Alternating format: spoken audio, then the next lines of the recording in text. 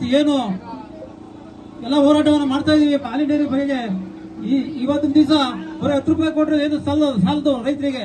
ಯಾಕೆಂದ್ರೆ ಇವತ್ತು ನೀವು ಮಾಡಿರೋದು ಫೀಲ್ಡು ಅರ್ಹ ಮಹಿಳೆಯರಿಗೆ ಈ ಬಿಟ್ಟಿ ಬಾಕಿಗಳನ್ನೆಲ್ಲ ಬಿಟ್ಟು ಅರ್ಹ ಮಹಿಳೆಯರಿಗೆ ಉಚಿತವಾಗಿ ಹಸುಗಳನ್ನು ಕೊಡಿಸಿ ಅವರಿಗೆ ಬೇಕಾದ ಫೀಡ್ಗಳನ್ನು ಫ್ರೀ ಆಗಿ ಕೊಡ್ಲಿ.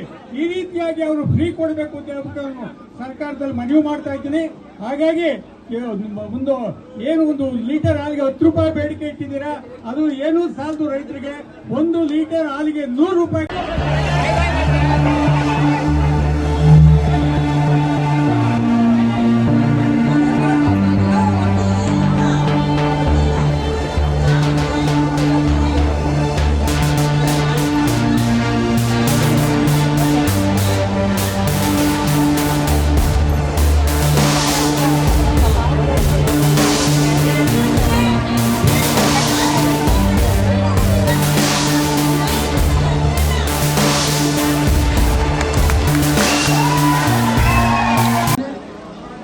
ಹಾಲು ಉತ್ಪಾದನೆ ನೀವು ತಿಳ್ಕೊಂಡಂಗೆ ಸುಮ್ಮನೆ ಕೊಟ್ಟಿಲ್ಲ. ನಾನು ನಮ್ಮ 14 ಜನ ನಿರ್ದೇಶಕರು ನನ್ನ ಮುಂದೆ ಬಿಡ್ತಾರೆ, ನಮ್ಮ ಅಧ್ಯಕ್ಷರು ಮಾತಾಡೋಕ್ಕೆ. ಅವರು ನನಗೆ ಎಲ್ಲಿಲ್ಲ, ದಯವಿಟ್ಟು ಗಲಾಟೆ ಮಾಡಬೇಡಿ, ಗಲಾಟೆ ಮಾಡಿದ್ರೆ ಫೋನ್ ಮಾಡಿಬಿಡ್ತೀನಿ ನಾನು.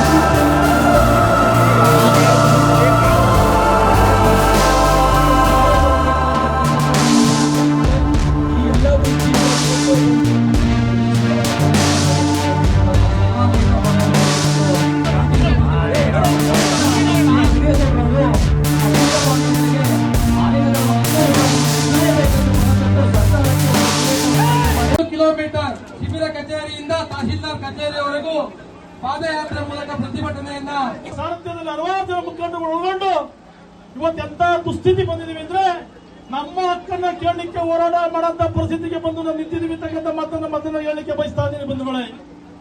ಇವತ್ತು ರಾಜ್ಯದ ಬೆನ್ನೆಲುಬು ರೈತ ಅಂತ ಎಲ್ಲಾ ರಾಜಕಾರಣಿಗಳು ಭಾಷಣ ಮಾಡ್ತಾರೆ. ಯಾರು ಒಬ್ಬರೇ ಅಲ್ಲ, ಅದು ರಾಜ್ಯದ ರೈತರು ಅಂದ್ರೆ ಬೆನ್ನೆಲುಬು, ರೈತರಿಂದಲೇ ಉದ್ಧಾರ, ರೈತರೇ ದೇಶ ಅಂತಾರೆ. ಜಾಸ್ತಿ ಅನ್ಯಾಯ ಆಗ್ತಾ ಇರ್ತಕ್ಕಂಥವ್ರು ಯಾರಾದ್ರೂ ಈ ನಾಡು ನಿಂತ್ರೆ ಅದು ರೈತರು ಮಾತ್ರ ಅಂತ ತಪ್ಪಾಗಲಾರತಕ್ಕಂಥ ಮಾತನ್ನು ಹೇಳಲಿಕ್ಕೆ ಬಯಸ್ತಾ ಇದ್ದೀನಿ ಬಂಧುಗಳೇ. ಇವತ್ತು ಕೇವಲ ನಮ್ಗೆ ಹೇಳ್ತಾರೆ ಬೈರೇಗೌಡರು 10 ರೂಪಾಯಿಗೆಲ್ಲ ಹೋರಾಟ ಮಾಡ್ಬೇಕಂತಕ್ಕಂಥದ್ದು. ನಾವು ರಾಜ್ಯ ಸರ್ಕಾರ ರೈತರಿಗೆ ಏನಾದ್ರು ಕೂಡ ಸಹಕಾರ ಮಾಡಬೇಕು ಅನ್ನೋದಿದ್ರೆ ಇವತ್ತು ಕೇವಲ ಎಣ್ಣೆ ಬಡ್ಡಿ 70 ರೂಪಾಯಿ ಕಮ್ಮಿ ಯಾವ್ದು ಸಿಗಲ್ಲ, ಆದ್ರೆ ಹಾಲಿನ ರೇಟು 35 ರೂಪಾಯಿ ಇರತಕ್ಕಂಥ ಮಾತನಾಡ್ತಾ ಬಂಧುಗಳೇ. ಈ ಕಿಚ್ಚು ರಾಜ್ಯದ ವಿಧಾನಸಭೆಗೆ ಪುಟ್ಟಂತ ಕೂಗು ಧರ್ಮದ ತಾಲೂಕಿಗೆ ಕೂಗಾಗಬೇಕು. ಕೇವಲ 10 ರೂಪಾಯಿ ಅಲ್ಲ, 1 ಲೀಟರ್ ಹಾಲಿನ ಬೆಲೆ 100 ರೂಪಾಯಿ ಕೊಡಬೇಕು ಅಂತ ಕೂಗಬೇಕಾಗ್ತದೆ ಬಂಧುಗಳೇ.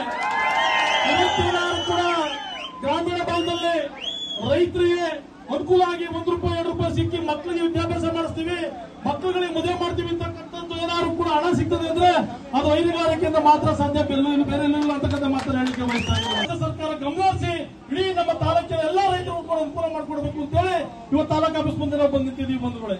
ನಾನು ರಾಜ್ಯ ಸರ್ಕಾರ ಕೇಳಿಕೆ ಬಯಸ್ತೀನಿ, ಇವತ್ತು ಯಾವ ಬಿಟ್ಟಿ ಭಾಗ್ಯಗಳು ಕೂಡ ಬೇಡ, ಅದು ಯಾವುದೇ ಸರ್ಕಾರ ಆಗಿರಲಿ, ನೀವೇನಾದ್ರು ಕೂಡ ಇವತ್ತು ಸರ್ಕಾರ ಗಮನಿಸಬೇಕು.